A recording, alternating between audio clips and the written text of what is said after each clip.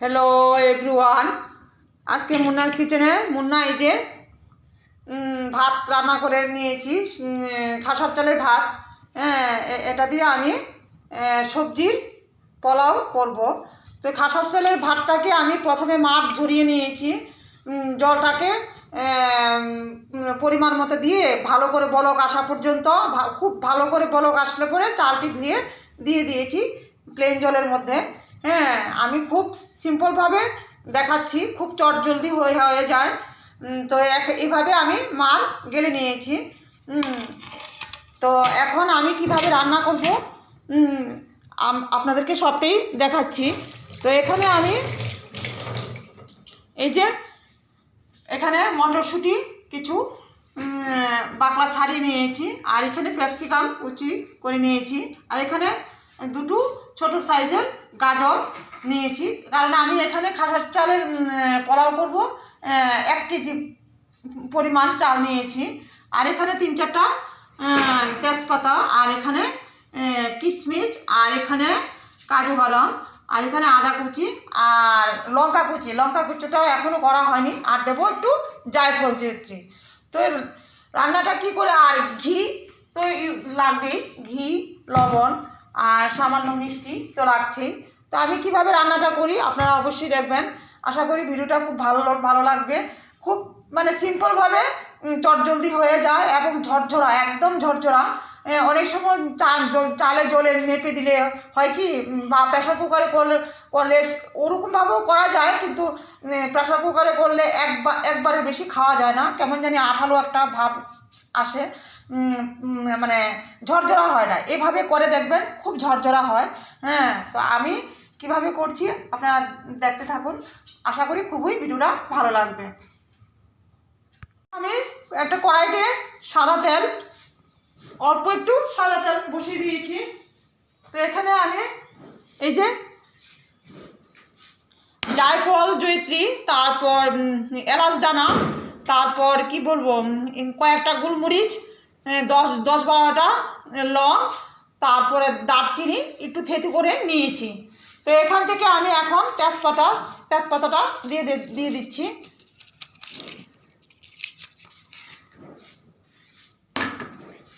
তেলের মধ্যে তেজপাতাটা দিয়ে দিচ্ছি।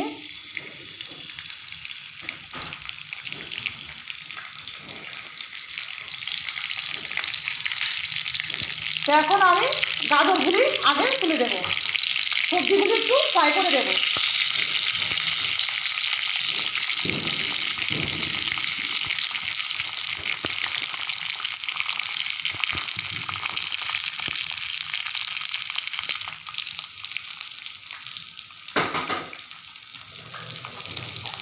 আর দিয়ে দেবো একটু নুন,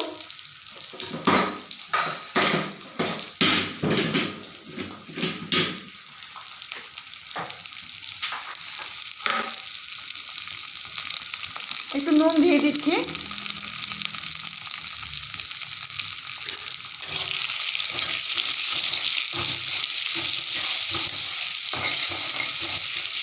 গাজরটা তো একটু শক্ত, তাই একটু মানে গাজরটাকে আগে দিয়ে দিয়েছি, তারপর সবজিগুলো দেবো। আর এখানে ভাতের সাথে আমি এই যে 4-5টা কাঁচা লঙ্কা দিয়ে দিয়েছি, আর দিয়ে দেবো একটু পরিমাণ মতো নুন,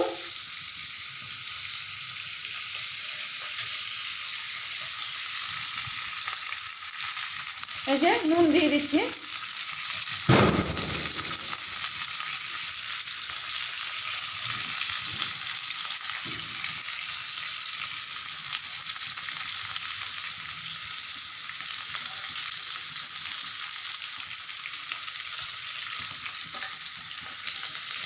দিয়ে দিচ্ছি নুন,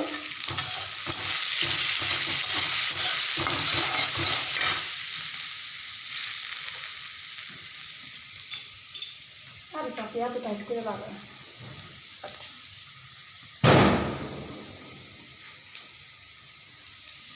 তো গাজরটা একটু হয়ে আসলে আমি বাকি সবজিগুলি এক এক করে দিয়ে দেব। তো ফিরে আসছি আবারও, এক এক করে সমস্ত সবজিগুলি দিয়ে দিয়েছি, তারপর কাজু বাদাম কিশমিশগুলিও দিয়ে দিয়েছি, একটু হালকা ভেজে নেব।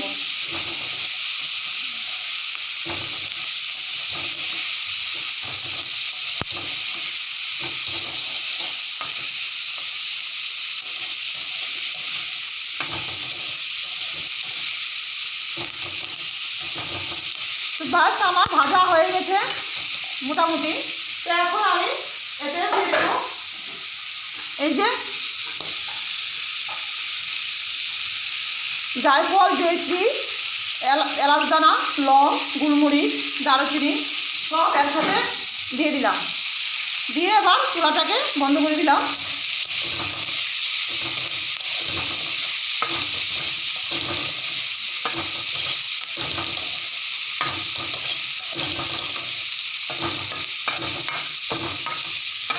এবার এটাতে আমি ড্যাগের মধ্যে ট্রান্সফার ড্যাগ বা ডিস্কির মধ্যে আমি ট্রান্সফার করে নেব। তো এখানে আমি 2-3 চামচ চিনি, যেরকম চিনি ইউজ করবেন, আমি 2-3 চামচ চিনি দেব আর 3-4 চামচ ঘি অ্যাড করব। তো সব কিছু অ্যাড করে ফিরে আসছি আবারও।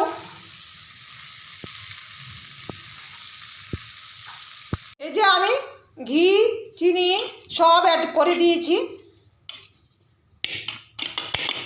তো এখন আমি এটাকে খুন্তির সাহায্যে খুন্তির পিছন দিকটা দিয়ে এরকম করে উল্টে পাল্টে নেব।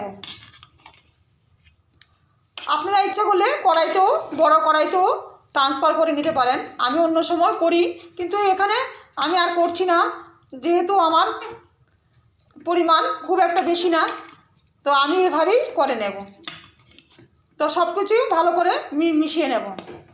তো এইভাবে বাড়িতে খুব জলদি করবেন, বাড়িতে বানাবেন, খুব ভালো মানে কি বলবো, খুব ঝরঝরা, এই যে খুব ঝরঝরা হয়। একবার ট্রাই করে দেখতে পারেন, খুবই ঝরঝরা হয়। তা আমি এইভাবে মিশিয়ে নেব, ভালোভাবে মিশিয়ে নিচ্ছি। ডেস্কিটাকে আমি একটু ঝাঁকিয়ে আরও মিশিয়ে নেব। তো সব কিছু রেডি করে ফিরে আসছি আবারও। এই যে আমার মেশানো হয়ে গেছে। তো এইভাবে খুব ঝরঝরা হয়, একবার বানিয়ে দেখবেন বাড়িতে, খুব টেস্টি হয়, খুব চটজলদি হয়ে যায়, খুব অল্প সময়। এই যে ঝরঝরা, একদম ঝরঝরা হয়। এইভাবে আপনারা বাড়িতে অবশ্যই বানাবেন, খুব ভালো লাগে। এভাবে বানিয়ে খাবেন, মাংসর সাথে, যে কোনো মাংসর সাথে দিয়ে খাবেন, খুব ঝরঝরা হয়। না করলে, বাড়িতে ট্রাই করলে বুঝতে পারবেন না। তো এইভাবে বানিয়ে খাবেন। তো ভিডিওটা যদি ভালো লাগে, লাইক, সাবস্ক্রাইব অ্যান্ড শেয়ার করবেন। তো আজকের মতো এখানে রাখছি, দেখা হচ্ছে নেক্সট আরেকটা সুন্দর রেসিপি নিয়ে।